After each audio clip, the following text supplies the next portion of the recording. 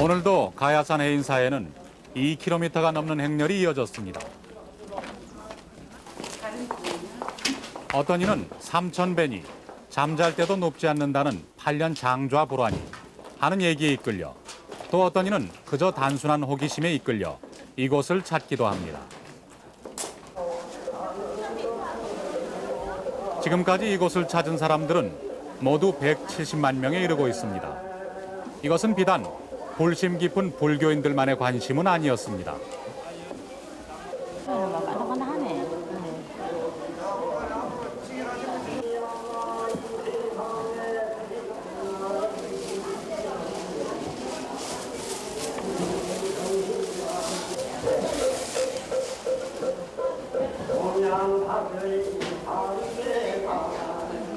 사리가 어떻게 생기는지 또 왜 생기는지 그게 궁금했고요.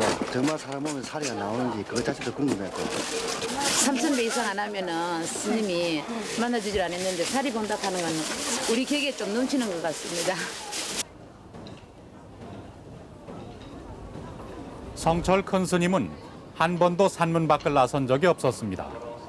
그렇다면 과연 그 무엇이 이토록 많은 사람들을 이곳까지 오게 한 것일까요?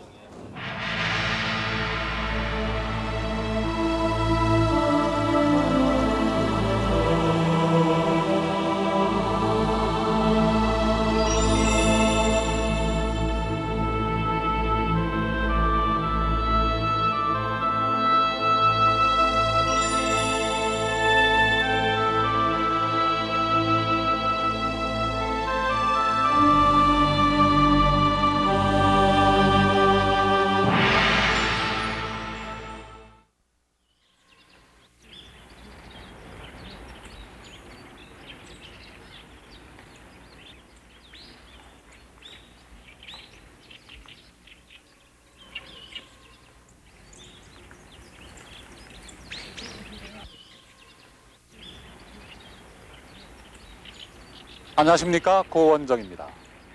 제가 지금 서 있는 이곳은 해인사 경내에 있는 퇴설당, 그러니까 2달여 전인 지난해 11월 4일 성철 큰 스님이 입적을 하셨던 바로 그 장소입니다. 큰 스님이 입적하신 지 이미 2달이 지났지만 스님이 남기신 숱한 유라는 아직도 사람들 사이에 화제가 되고 있고, 또 여전히 많은 사람들이 스님이 남기신 흔적을 찾아 이곳 해인사로 모여들고 있습니다. 과연 우리가 스님을 통해서 찾고자 하는 것, 확인하고자 하는 것은 무엇일까요?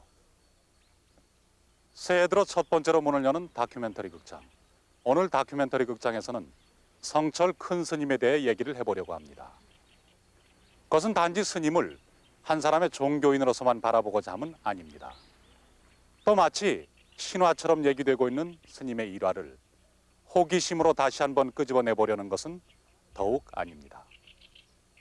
다만 우리와 함께 이 시대를 살았던 한 사람의 큰 어른으로서 그분의 삶을 통해 우리 자신을 한번 되돌아보는, 그래서 좀 더 건강한 새해를 시작할 수 있는 그런 시간을 가져보고자 합니다.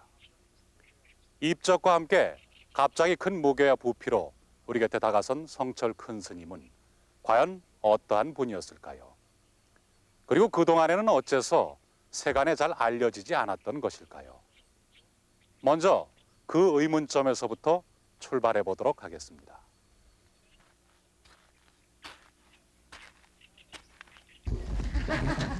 다음에 오시겠다. 나 성질 나쁜 건 모르나? 내 말에 속지 마라 이렇게. 내 자신의 말에 속지 말라. 내 말 말이야. 네. 내 말한테 속지 말란 말이야. 네. 난 전부 거짓말 많은 사람이야. 알겠어요? 네. 난 순이 거짓말만 하고 사는 사람이니까 내 말에 속지 마라 그 말이야. 내 말에 속지 마라. 자기 말에 속지 마라 그 말 아니고.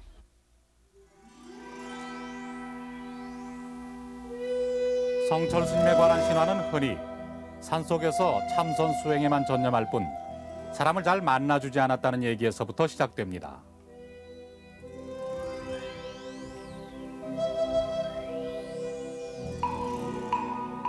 속인들은 물론 스님들조차 친견이 어려웠고, 특히 돈 많은 사람이나 높은 자리에 있는 사람들의 경우엔 선방 문 앞까지 왔다가 발길을 돌려야 하는 일이 허다했습니다.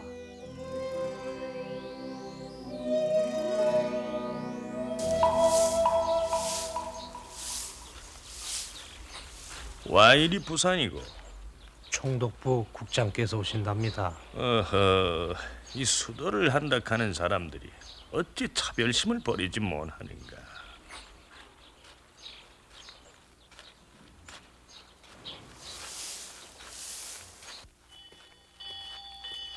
모든 중생에는 빈부 귀천이 없으니 총독부 관리라 해서 특별히 만나야 할 이유는 없다는 것이었습니다.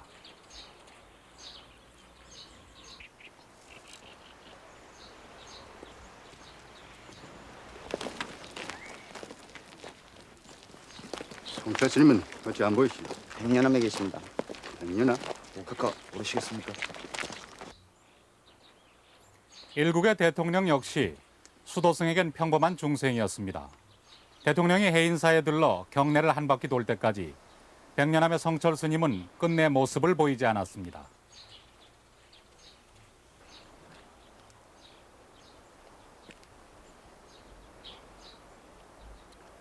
고승을 모시는 것 치고는 너무 낡았어. 보수하도록 해. 네, 각하. 박 대통령은 결국 일본인에 의해 훼손된 채 당시 그대로 방치돼 있던 홍제암의 사명대사비 보수만을 지시한 채 그대로 발길을 돌려야 했습니다. 박 대통령뿐이 아니고 평생을 국가원수가 이렇게 초청하고 모시려고 해도 산을 지켜야 된다 하시면서 응하시지 않으셨습니다.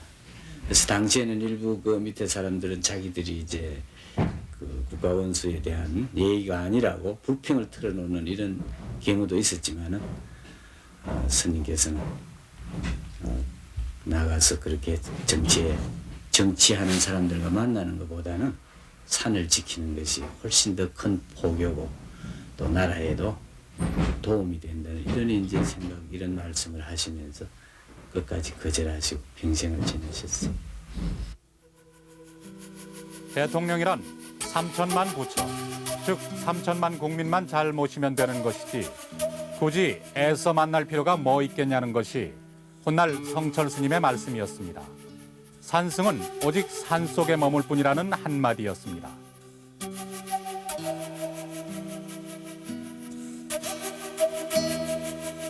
성철 스님을 만나기 위해서는 먼저 부처님 앞에 3,000배를 해야 한다는 까다로운 주문 역시 일반인들로서는 스님에게 쉽게 다가갈 수 없는 또 한 가지 이유가 됐습니다.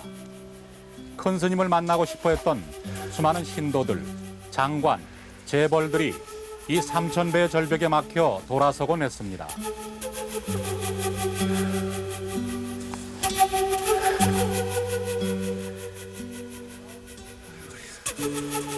밤에 하는데 나는 막 이 택이 내려앉더라고. 그 택이 내려앉고 막 물이 쏟아지대요 머리에서. 그때 머리 밤마다 하는데 막 눈을 못 뜨겠어. 삼천배 처음하니까니 그렇더라고. 거기 고부라.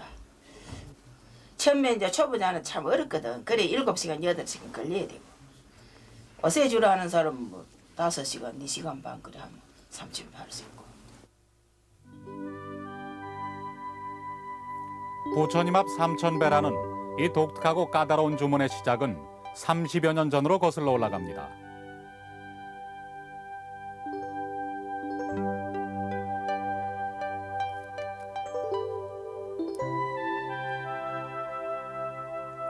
성철 스님은 당시 경남 통영에 있는 안정사 뒤에 천재굴이라는 작은 토굴을 지어놓고 수행 중이었습니다. 굴이란 암자보다 더 작은 수행 공간으로 당시 천재굴은 세체의 초가로 돼 있었습니다. 이곳으로 마치 영험 있는 도사라도 기대하는 양 신도들이 자꾸 찾아오자 성철 스님은 자신을 만나려면 먼저 부처님 앞에 3,000배 하라는 주문을 시작했습니다.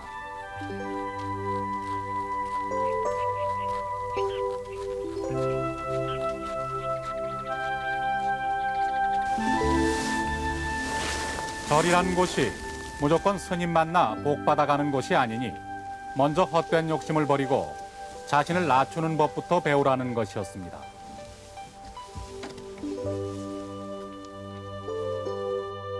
삼천배라는 이것은 이제 그만큼 많은 예배를 함으로 해가지고 자기가 정신이 몸을 이기는 이런 이제 수련의 그 덕도 있고, 또 나아가서 이제 삼천배를 시키는 그 심오한 뜻은 그 스님이 선사이기 때문에 성문의 그 큰 가르침이 아닌가 이렇게 저들은 생각하고, 그때부터 이제 신도님들이 오면은 그렇게 삼천배의 기도를 시키고, 자기를 만나는 것보다 부처님에게 3000번의 예배를 하는 그 신심이 그것이 더 중하다는 이런 이제 말씀으로서 예배를 시키는 걸 이렇게 저들은 알고 있습니다.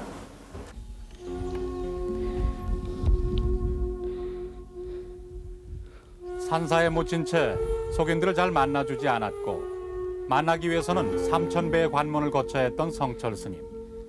어쩌면 이것이 그동안 좀 더 많은 사람들이 스님을 찾고, 그래서 스님이 우리 곁으로 좀 더 가까이 올 수 있었던 기회를 어렵게 만들었는지도 모릅니다. 하지만 또 다른 면에서 그것은 신선한 충격이기도 했습니다. 자신을 찾아오는 신도들에게 그 누구도 요구한 적이 없었던 3000배를 당당히 요구한 성철 스님의 속가 시절 모습은 과연 어떠한 것이었을까요?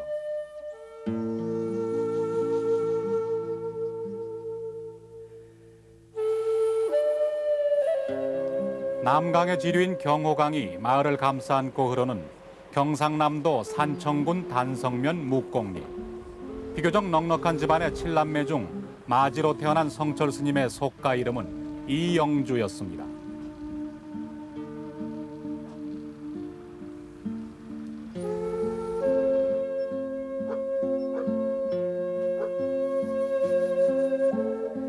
경호강 건너에 있는 단성보통학교를 졸업했지만 심한 위장병으로 중학교 진학은 포기해야 했습니다. 보통학교 성적은 반에서 7, 8등 정도였습니다. 대신 가까운 서당을 다니면서 동몽선습과 자치 통감을 뗐습니다. 이것이 속세에서의 성철 스님의 학력 전부였습니다. 어린 영주는 점차 혼자 있는 시간이 많아졌습니다. 나무 밑 평상에 앉아 한도 끝도 없는 명상에 잠기거나 정신없이 책 속에 파묻혔습니다. 건강으로 인한 진학 좌절이 어린 영주에게는 오히려 새로운 세계를 열어준 셈이었습니다. 이영주는 서당에서 배운 한문 실력을 기초로 각종 한학 서적을 접했고, 철학과 심리학, 영어 등을 혼자 깨쳐가며 닥치는 대로 읽어나가기 시작했습니다.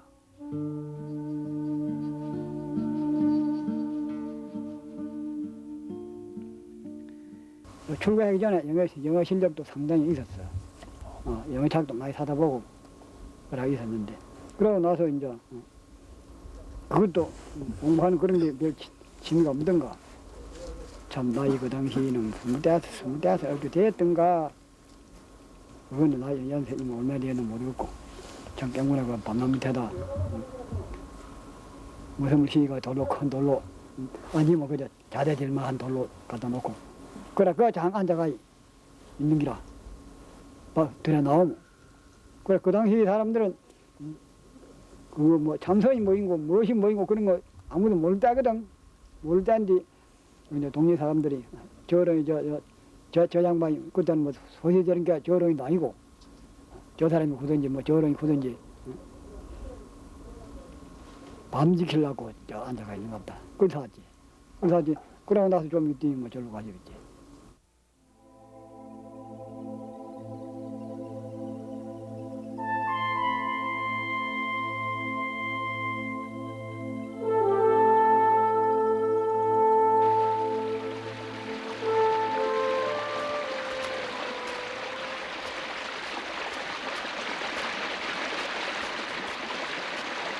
위장병이 점점 더 심해지자 청년 이영주는 머슴에게 약탕관과 이불 보따리를 짊어지우고 지리산 자락에 있는 대원사로 향합니다. 말하자면 건강을 되찾기 위해 절집 요양을 떠난 것이었습니다. 도련님, 여가 대원사입니다. 몸조리 잘해가지고 꼭 위장병 고치고 나오시소. 여 물이 최고라 카드에 이 장사에도 좋은 물 먹고 내려가게 됐습니다.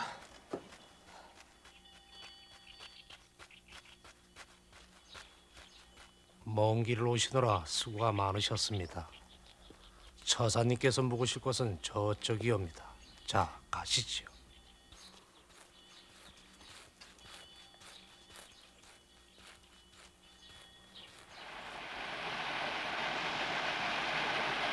당시 청년 이영주를 사로잡은 것, 그것은 바로 죽음에 대한 의문이었습니다. 몸이 허약한 그로서는 사람은 왜 죽는지, 영원한 것은 없는지 하는 것이 풀리지 않는 수수께끼였습니다. 와 죽습니까? 사람 와 죽어야만 합니까?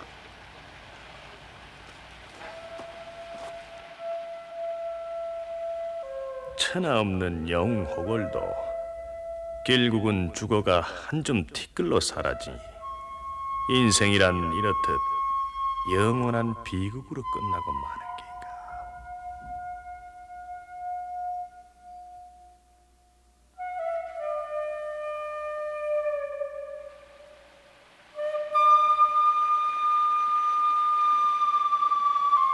하지만 그동안 읽었던 그 수많은 책에서도 5개월간의 대원사 생활에서도 그 의문의 해답을 찾아내지는 못했습니다.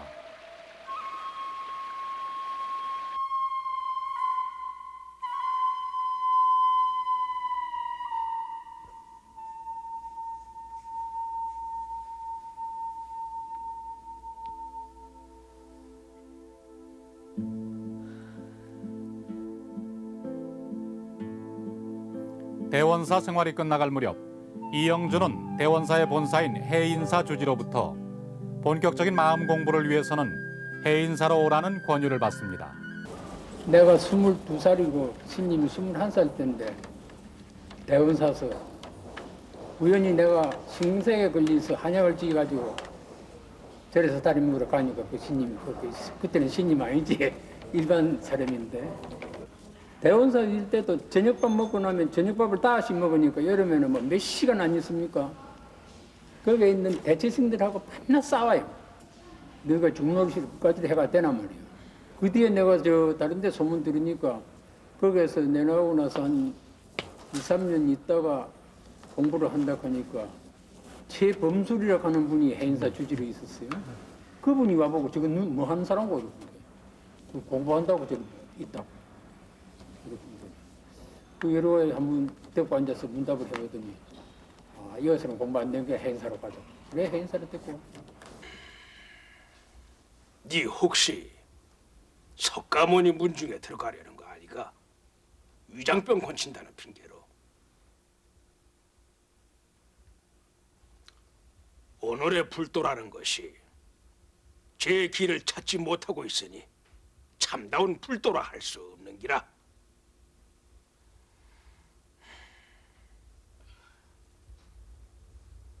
조용한 산속에서 건강을 돌보는 일은 옛부터 제일로 치는 요양 아닙니까?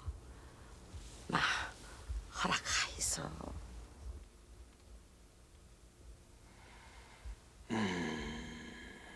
좋다. 다녀오거라. 몸이 성해야 장부된다.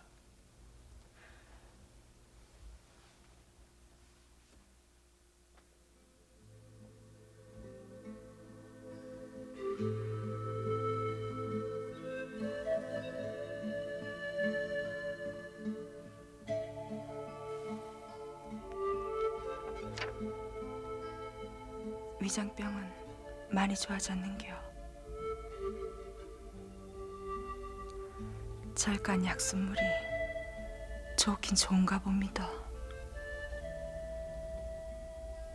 건강이 좋아진 것은 약 때문도 아니고 지리산의 솔바람 때문도 아니다. 신임 될라는겨. 쓸데없는 소리. 왠지 제가 신임하고 사는 것 같습니다.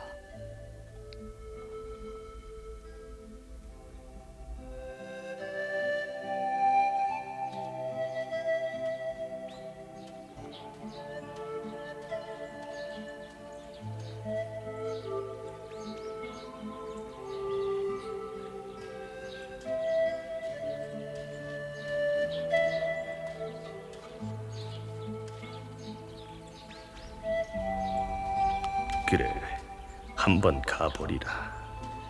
내 마음속 의문을 풀 수만 있다면 어느 곳 어느 스승이라도 찾아가 보리라.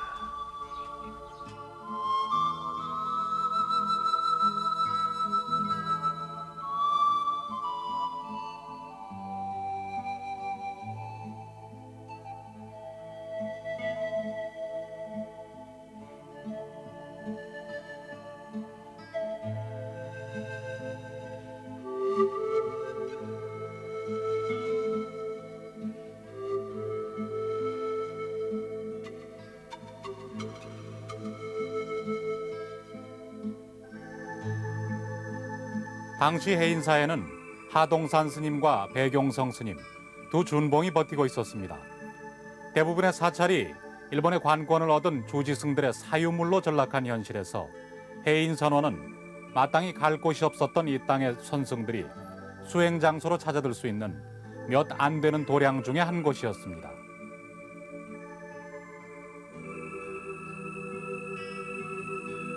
속인의 신분으로 해인사를 찾은 이영주는 곧바로 선방의 한 귀퉁이를 차지하고 앉아 참선에 들어갑니다. 속인은 절대로 선방에 들이지 않는 것이 선방 규칙이었던 만큼 속인 이영주의 선방 수행은 사상 처음이자 마지막 있는 일이었습니다. 그리고 이곳에서 이영주는 그의 일생에 있어 가장 중요한 전기를 마련해준 하동산 스님을 만나게 됩니다. 여기에 길이 있다. 그대 스스로 그 문을 열고 들어가기까지는 아무도 그 비결을 말해주지 않는다. 그러나 그 길에는 문이 없다. 그리고 마침내 길 자체도 없다. 알듯 말듯한 동산 스님의 한마디. 그것은 이영주의 앞길에 비친 한 줄기 강렬한 빛이었습니다.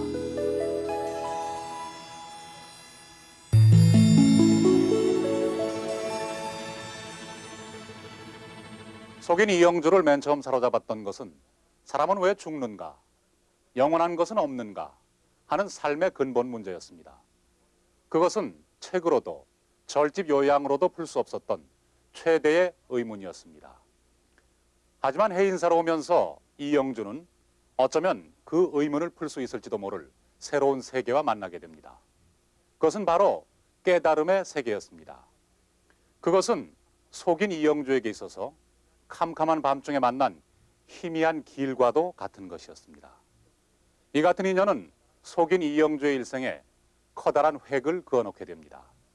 그저 이곳에서라면은 인생에 대한 해답을 구할 수 있을까 하는 한 가지 이유로 해인사를 찾았던 이영주는 마침내 그의 일생을 가름하는 새로운 길로 들어서게 되는 것입니다.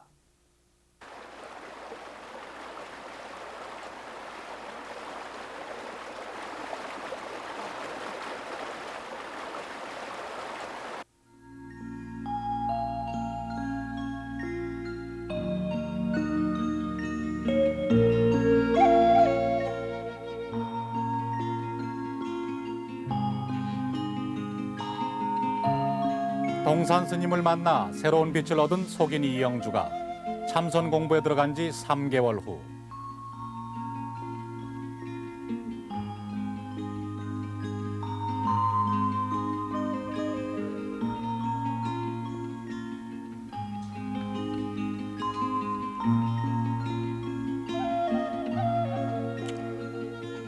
이 봄에 내 성처를 얻으려고 해인사의 겨울이 유난히도 길었나 보구나.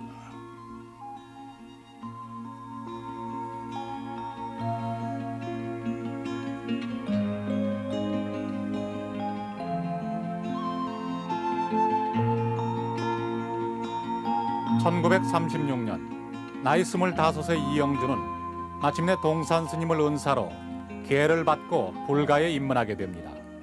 법명은 성철이었습니다.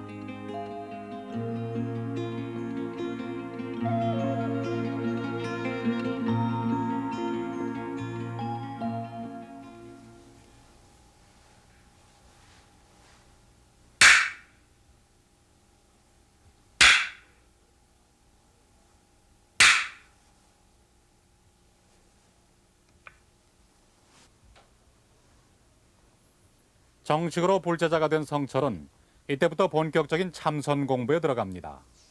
이때 성철이 잡은 화두는 조주라는 선사가 남긴 구자 무불성, 즉 개에게는 불성이 없다는 화두였습니다.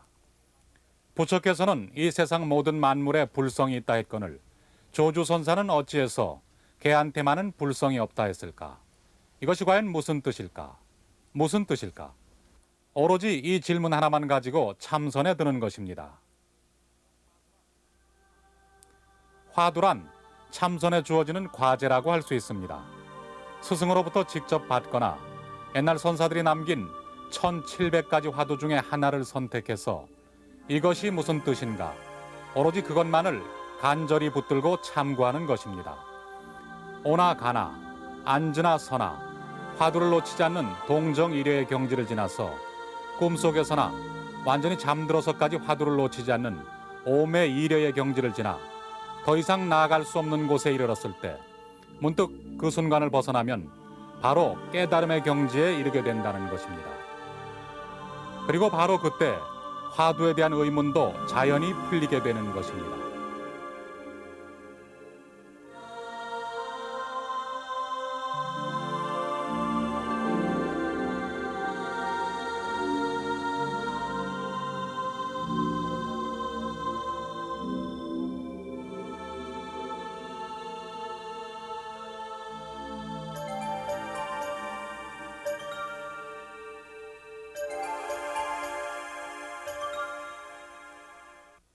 무엇이 불법입니까? 그럼 불교라는 부처님은 이래이래해서 깨쳐가지고 우리에게 종생을 교화하는 것이다. 이렇게 답해야 되는데 그런 거하고는 엉뚱하게 삼세건이다.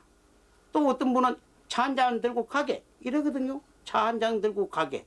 이거 자기가 물었던 질문하고 엉뚱한 질문을 합니다. 또 질문을 또 대받아갑니다. 근데 그런 질문에 대해서 자기가 참고합니다.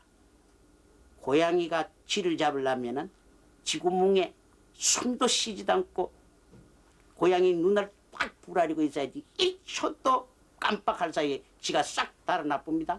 우리 마음도 우리 마음을 찾는 공부도 우레와 같은 번개와 같은 큰 빗살이 깜짝할 사이에 1초 동안에 지구를 7바퀴 반바퀴 돈다 그러는데 큰 강렬한 빛의 강명이 1초의 여지도 없이 투광하고 있어야 마음의 자리를 우리가 촬영할 수 있거든요. 촬영할 수 있는데 우리가 눈 깜짝할 때 빛이 지나가 본 고양이가 쥐를 잡듯이 콱 해야 쥐를 잡는단 말입니다. 그런 거를 뭐라 그러냐? 하두를 잡는다 그래. 그래서 하두를 잡을 때는 장사 불고하고 딱 그놈을 잡고 있어야 되니.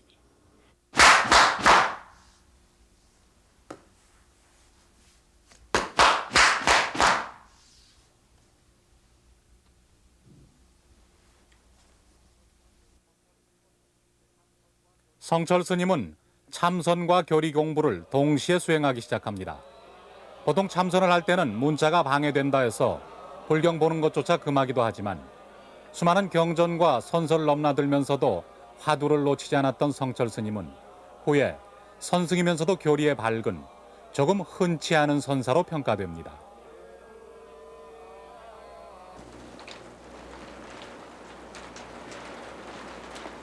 보통 스님들은 여름과 겨울 1년에 2차례씩 한 곳에 모여 수행을 하는데 여름에 하는 것을 하안거, 겨울에 하는 것은 동안거라고 합니다. 그리고 안거를 시작하는 의식을 결제, 끝내는 의식을 해제라고 합니다. 하지만 성철 스님의 참선은 철저했습니다. 결제와 해제가 따로 없었고 낮과 밤이 따로 없었습니다. 오로지 화두만을 붙잡고 철저한 정진을 그치지 않았습니다.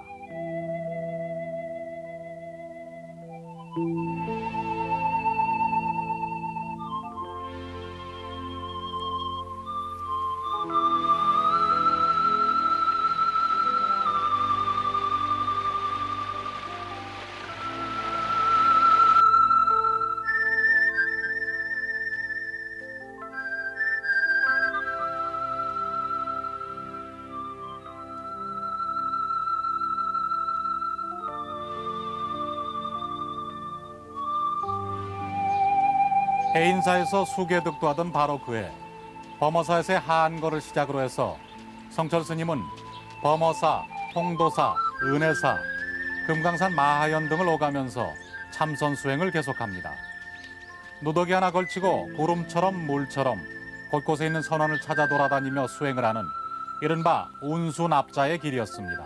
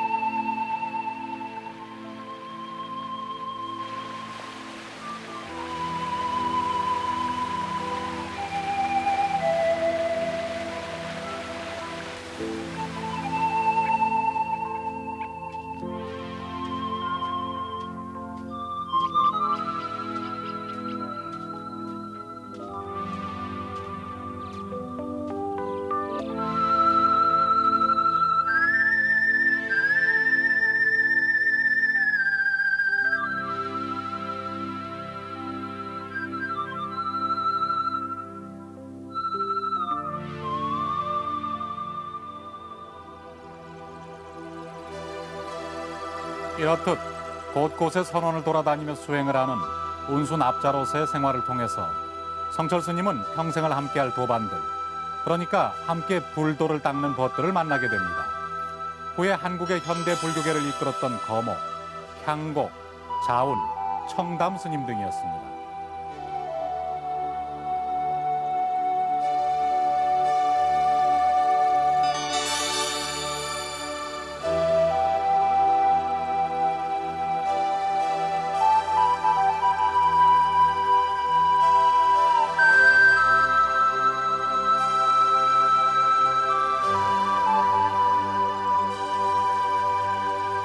잠시도 쉬지 않고 오로지 화두만을 붙잡고 끝없이 정진하던 중 성철 스님은 드디어 모든 번뇌와 망상을 다 떨치고 확철대오, 큰 깨달음을 얻게 됩니다. 세속 나이 29, 불문에서 나인 범납으로는 5년째 되던 해였습니다.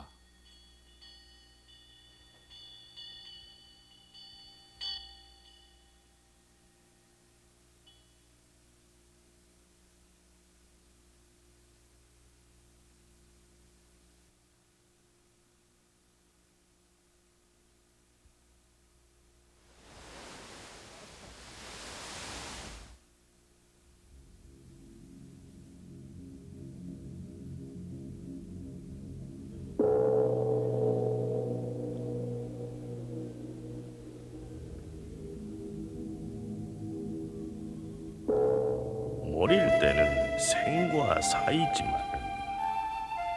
마음의 눈을 뜨고 나면 이 세상 우주 만물이 불생불멸, 삶도 없고 죽음도 없는 것을.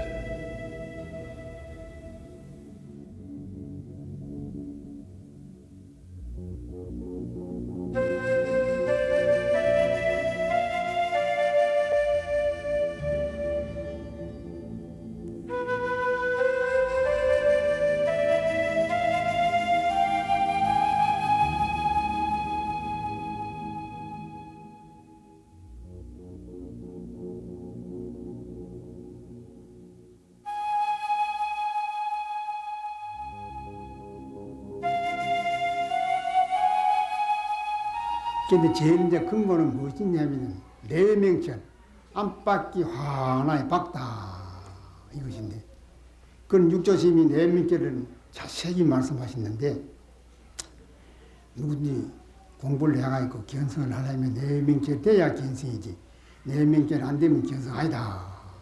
그리 누누이 말씀하거든. 그 내명천을 어떻게 비유하냐면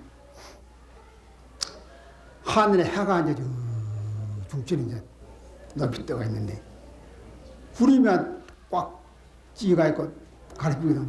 그냥 캄캄하게 아무것도 안 보이단 말이야. 그 이제 구름이 이제 확 그치 피고 말이라면 해는 지일로 이제 나타나거든. 그럼 안팎 온 천하 산하대지 뭐하네 박단 말이야. 그걸로 내명절하게 했어. 그런 부처님은 또 내명절로 어떻게 말씀했냐면은 여령유리 한 보화를 해야 깨끗한 유리병에다 불을 켜놓았단 말이야. 유리병에다 불을 켜놓았더니 이제 그 만백이 환하서 그게 내명제라. 이제 말은 그 이제 표하면 그리 쉬운데. 성철 스님이 깨달음을 얻기까지에는 철저한 수행 정진에 못지않은 자기와의 싸움이 있었습니다. 그것은 바로 평범한 한 인간으로는 잔인하다고까지 여겨질 철저한 소견 끊기였습니다.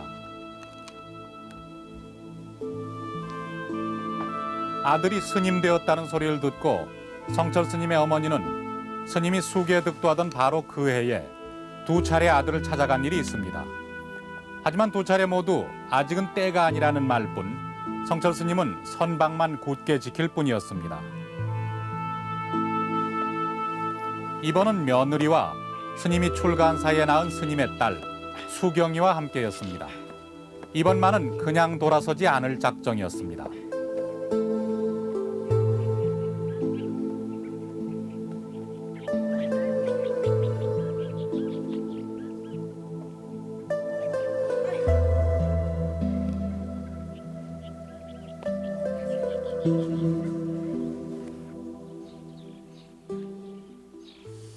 성철 신임이다. 성철. 아, 눈이 크고 호상인 젊은 신임 아닌겨? 예, 맞습니다. 지는 애미고 이하는 며느리고 이 얼라는 신임의. 잠시 기다리소. 예.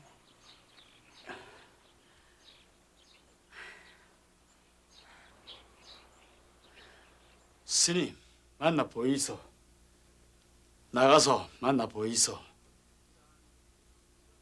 듣자하니 지난 여름 결제 때 모친을 그냥 되돌려 보내지 않는겨. 인자 그만 만나 보이소. 성철 스님, 애미가 왔대. 네 안사람하고 네 핏줄도 데리고 왔대.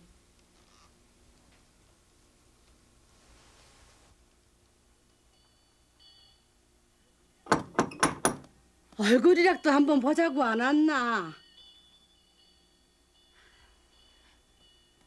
마 옛날에 부처님도 지 핏줄 맺히지 않았다고 들었대. 문 좀 열거래. 어이?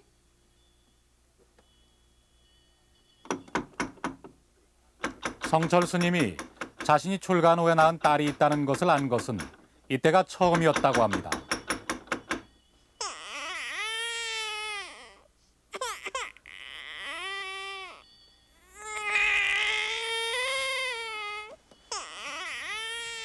애미야, 얼른 저쪽 이기거라.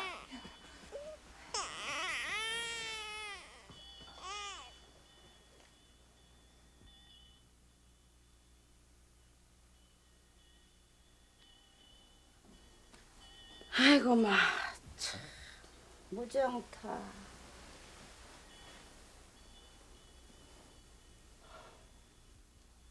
이 애미는 안 본다 해도 사석은 봐야 될 거 아니가. 무째 이다지도 무심하노.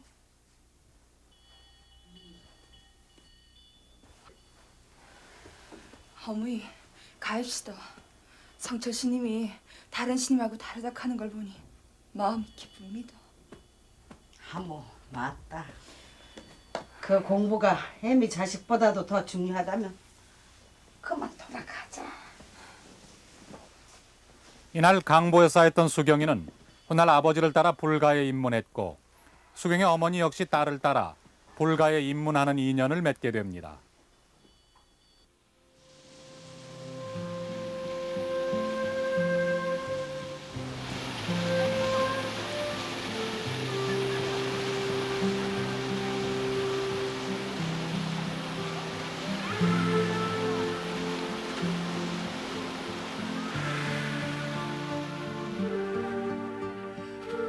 성철 스님의 어머니가 다시 한번 아들을 찾아간 것은 스님이 금강산의 마하연사에서 수행 생활을 하고 있을 때였습니다.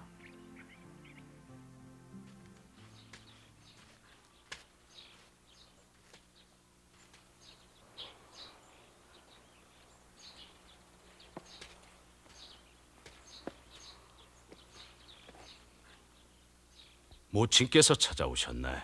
아직 때가 이르지 않았습니다. 때? 무슨 때 말인가? 아직 육친을 만나도 한 점 흔들림이 없을 만큼 마음을 다스리지 못했습니다. 지금 만나마 오직 불효가 될 뿐입니다. 무릇 사문이 발심하여 장부의 일대사를 도모함은 그 개인이나 집안의 영예를 위함이 아니요 널리 중생을 제도하려는 것이니 사사로운 육친의 정에 매이지 않으려는 철수자의 태도는 100번 옳은 것이라고 생각한다. 그러나 세존께서도 일족이 누란의 위기에 처했을 때 가부자를 풀고 명상의 자리에서 내려와 침략자를 물리치셨고, 육친이 찾아왔을 때는 흔쾌히 보살의 길로 인도하셨습니다. 누군들 저를 낳은 어머니가 싫겠습니까? 마는 산에 앉아 공양이나 축내며 깨달음을 얻지 못한 채 부모를 만난다면 이 어찌 육친에게 효도를 다한다 하겠습니까? 경상도 산청이라면 금강산까지 얼마나 먼 것입니까? 그 먼 곳에서 찾아온 노모를 박절하게 대하면 사람의 도리가 아닙니다. 어머니를 만난다고 해서 공부가 깨진다면 그런 공부는 해서 어디에 쓰겠습니까? 철수자는 마땅히 모친을 영접해야 한다고 생각합니다.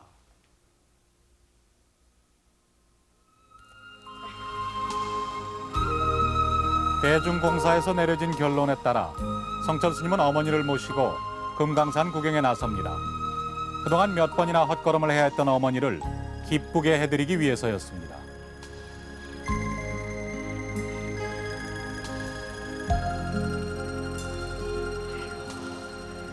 경치가 그만이구만. 아이고, 금강산을 보지 못하면 죽어서 염라대왕한테 할 말이 없다 카더이. 그게 사실이구만.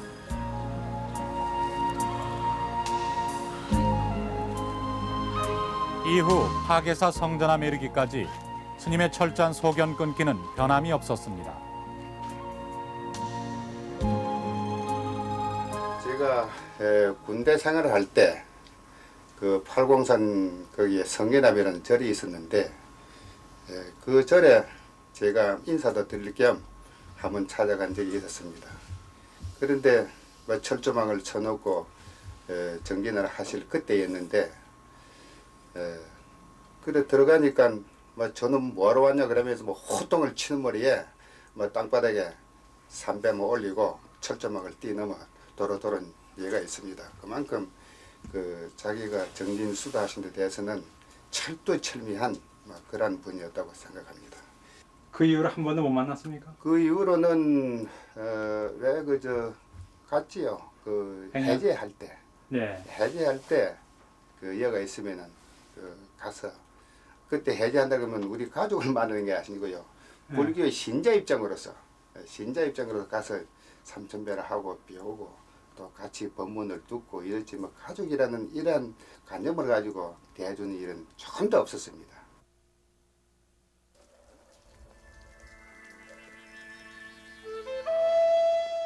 박철대오, 그러니까 큰 깨달음의 경지에 오른 이후 성철 스님은 수도자로서의 최고 경지를 보여주는 생활로 들어갑니다. 그 중에 하나가 많은 화제가 됐던 8년 장좌 불화. 바로 잠을 잘 때도 눕지 않는다는 불가에서의 독특한 수행법 실천이었습니다. 사실 장좌 불화는 예전부터 있어 왔고 지금도 20년 이상 장좌 불화하는 스님들이 많습니다. 하지만 당시 성철 스님의 장좌 불화는 불교계에 신선한 충격을 던져주었습니다. 한국 불교의 외색화로 인해 이 땅의 불교가 제대로 중심을 잡지 못하던 시점에서 성철 스님의 장좌 불화는 어렵게 되살아나는 한국 불교의 불씨와도 같은 것이었습니다.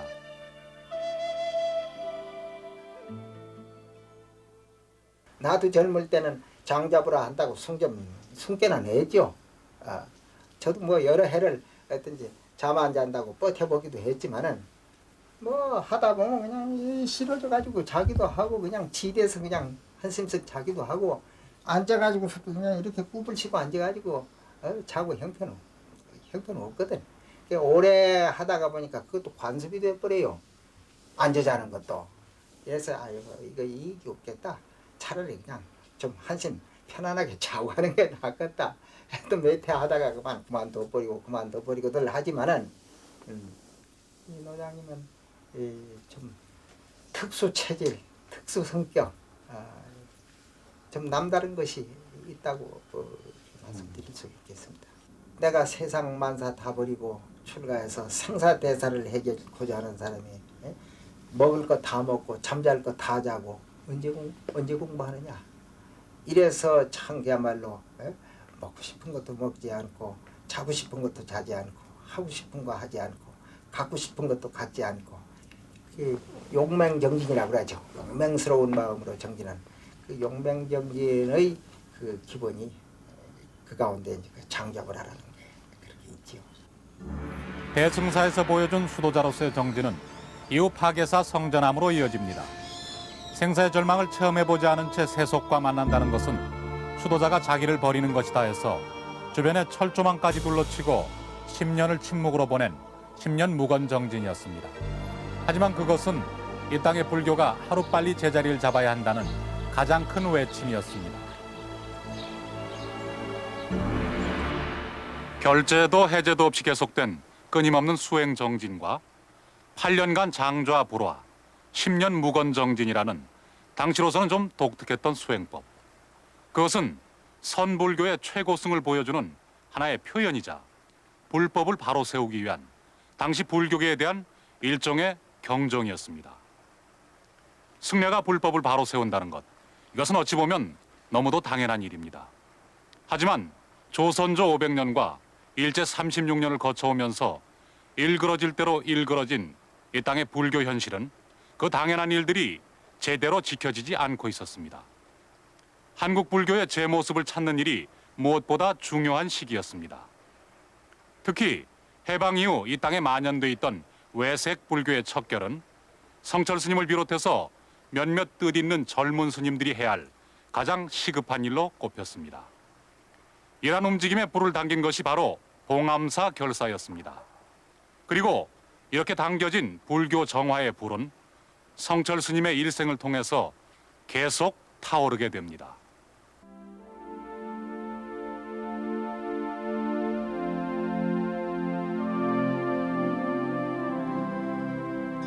봉암사는 선종이 가장 흥했던 신라시대의 9개 선파 중 하나로 오늘날까지도 선방의 기강이 그대로 살아있는 국내 최고의 도량으로 알려져 있는 곳입니다.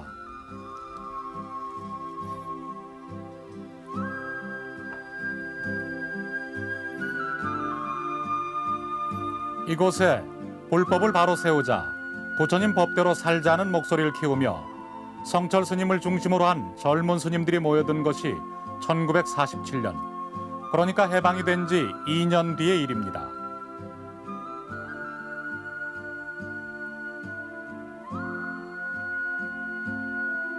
잘못된 것, 일본어에 왜곡된 것을 바로잡기 위해 여러 가지 규약들이 마련됐습니다.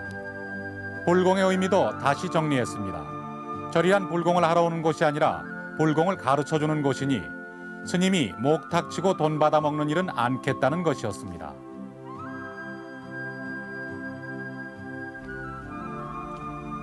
내일 모레 굶어 죽는 한이 있더라도 우리 한번 부처님 법대로 부처님 법 가까이 살아보입시다.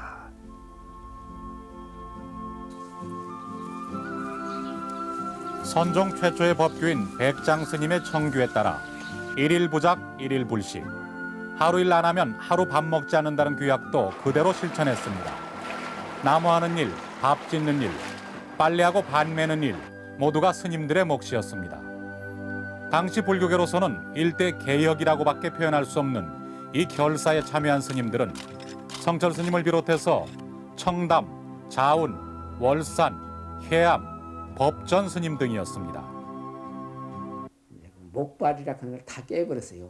목발이 부처님 당시 사용을 안 했다고 그래가지고 질그릇으로 이제 요새 같은 옹기 같은 건 바리고 해서 밥그릇도 그걸로 하고 이제 이런 신임내는 보물을 안 간다고 해서 가사고리 같은 것도 나도 그 은고리를 누가 해줘서 가지고 하는데 그것도 막 떼가지고 구부려서 막 똥꼬리에 주워 엎고 막 그런 생활을 하고 털 이거는 이제 그 나무 짐승의 신세를 준다고 그래가지고 일제 털옷을 신임내는 안 입습니다.